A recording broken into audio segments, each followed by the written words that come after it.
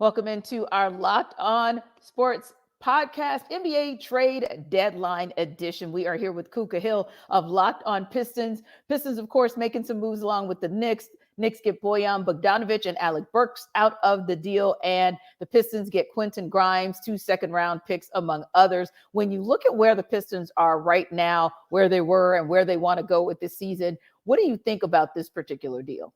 I think the whole idea behind this deal for the Pistons is to they maxed out the value out of their vets, which is something I actually wanted them to do last year. They chose not to. I'm happy they decided to do that this year. This season's obviously a lost cause.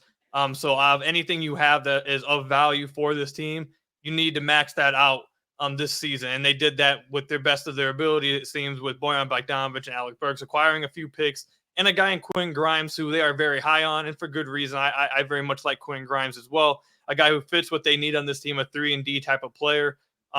This move, along with all the other moves the Pistons made, it just signals that they're trying to really add to their wing depth, which is something they've really struggled with over the last few years. So I really like this deal. Maybe you could have got more value for Bojan specifically last year, but getting Quentin Grimes, I think that's a win for them. I think they'll take that. And I think wanted to kind of talk a little bit more about Quentin Grimes because, yes, I think that's probably the jewel in the deal for the Pistons. And you look at him with a little bit more experience, if you will, with a young core of a Cade Cunningham, a Jaden Ivey, and Austin Thompson. Where do you kind of see him fitting in, not just in what he's able to bring these guys on the court, but kind of how he helps to round out this young core?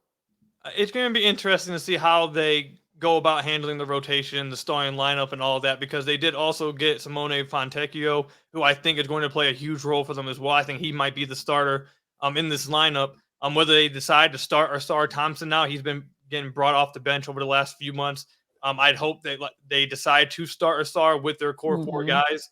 So it's going to be interesting to see who gets it. Fontecchio, is it going to be Quentin Grimes? Is it going to be Mike Muscala still? Is it, whatever route they decide to go with who starts opposite of those guys, and heck, maybe Asar doesn't even start. Maybe they start Grimes and Fontecchio together. Who knows? So I think that's going to be the real interesting thing to watch for. I don't really have a true answer for it. All I can say is that Grimes for sure is going to get a lot of minutes with this team, whether it's off the bench or starting.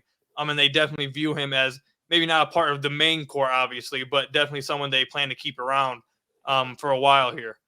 Indeed. And when you look at kind of the players that round out this particular deal, is there anything that they can bring to the table? And like you say, this season, it's kind of a lost cause. It's almost just more of what is it that maybe you can do to kind of help to get the players that do kind of mean something for the seasons that are coming down the road. Kind of, is there anything that these other players like a Flynn, like Punya, is there anything else that they can do that they can bring to the table for these Pistons this season? Or do you see them as possibly players that the Pistons can retain?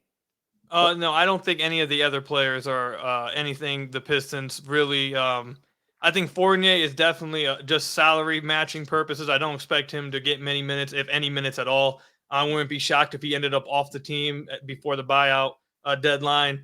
The rest of the players as well, I don't expect them to get any minutes for the team. I think this really was just about Quentin Grimes and the second-round picks, and the other guys are just simply to match salary-wise for the New York Knicks purposes. But yeah, I think all of it's really just centered around Grimes and those second-round picks. Yeah. So what do you see for this Pistons team for the back half of the season when, like you said, it's already a done deal in terms of not any type of run to the postseason? But I'll be honest with you. There were some moments last season where this team looked like, hey, they could kind of surprise you. And then it just went south. It went south fast, and they stayed south a long time the first part of the season. And then they slowly started to pick up. What do you see back half? I think the whole goal for this team at the end of this season, for the rest, I think next 30 or so games, the whole goal for this team is to put, and I think they tried to do that. We'll see if they did it successfully. Is to put players now for the rest of the year that fit around their core four guys, that enable those core four guys to see if they fit together. Can they play well together? Can they play better basketball moving forward? Because before, they had a roster that just didn't make sense. None of these guys fit together, and it was just a bunch of talent thrown onto the court with no real matching pieces. And it really showed. I mean, that's the main reason why they lost 27, 28 games in a row.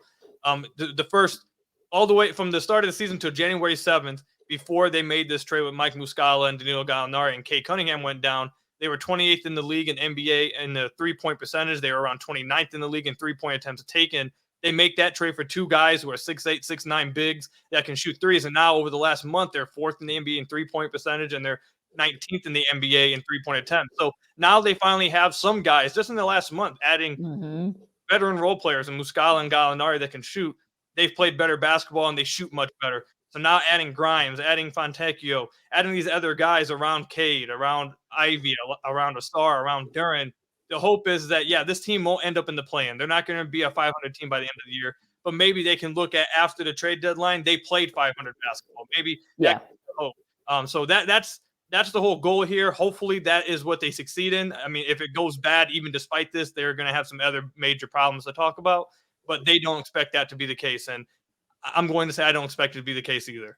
Indeed. Thank you so much, Koo. Don't forget to like and subscribe to Locked On Pistons. And of course, Locked On Pistons is a part of the Locked On Sports Podcast Network, your team every day.